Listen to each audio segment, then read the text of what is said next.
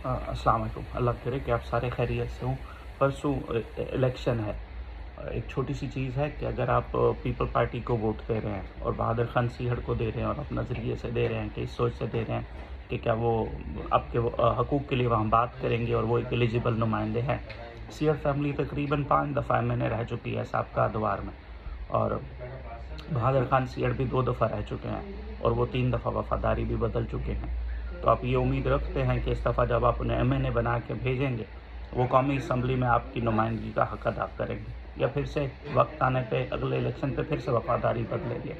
दूसरे एमएनए के उम्मीदवार हैं मजीद नियाज़ी। मजीद नियाज़ी की ज़बान से कोई पढ़ा लिखा बंदा एग्री नहीं करता, और कोई भी बंदा उसको वो उसकी ज़बान की वजह से उसे पसंद नहीं करता। लेकिन उसकी एक चीज़ अच्छी हुई जो इस टाइम पे हुई कि एस्टेब्लिशमेंट का जितना दबाव रहा है उसने वो दबाव सहा है। वो घर छोड़ के चला गया लेकिन उसने वो दबाव सहा है। अगर आपने इमरान खान के नज़रिए के लिए उसे वोट दिया था कि आपको इससे उम्मीद नहीं थी कि ये वहाँ बात करेंगे नहीं करेंगे, लेकिन इमरान खान से जो उम्मीद थी तो ये बंदा उसके नज़रिए के साथ खड़ा रहा इतने बुरे वक्त में भी, तो ये उसकी अच्छाई है। मैं खुद अगर चाहूँगा तो मैं मजीद नियाज़ी को वोट दूँगा। तीसरे उम्मीदवार हैं साहबज़ादा फैज़ुल हसन साहब। वो भी तकरीबन 3 या 4 दफ़ा एमएनए रह चुके हैं। वो लाइफ में कभी बोले नहीं, ना ही पार्लियामेंट में बोलने की मुझे नहीं पता। जो लोग उन्हें मिलते हैं वो उनकी सलाहियत को समझते होंगे।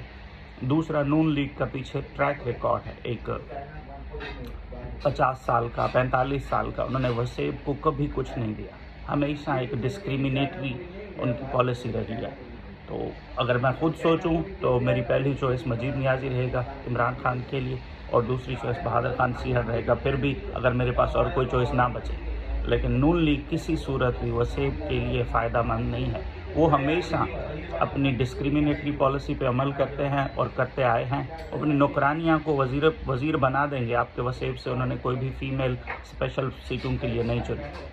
आपको इन चीज़ों को अंडरस्टैंड करना पड़ेगा कि अगर कोई भी इनमें से पार्टी इक़्तिदार में आती है, नून लीग आएगी, तो आपको कुछ नहीं मिलने वाला किसी सूरत भी। ना कभी पहले मिला है, ना वैसे मिलेगा, ना ही प्रॉपर फंड्स आएंगे।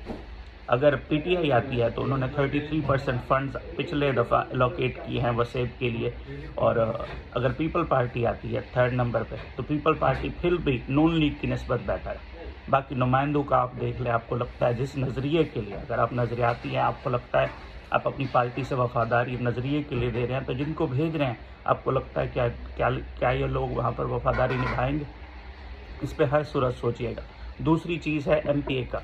जैसे अहमद अली औलख हैं, वो 4 से 5 दफ़ा बन चुके हैं और एक दफ़ा आज़ाद उम्मीदवार के तौर पे भी लड़ चुके हैं।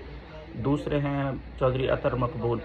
जितना मुझे समझ है कि एक पढ़ा लिखा बंदा है, पहली दफ़ा जो है ना आप अगर उसको कामयाब करते हैं, और उसने भी दबाव के बावजूद पीटीआई के साथ अपनी वफ़ादारी निभाई है।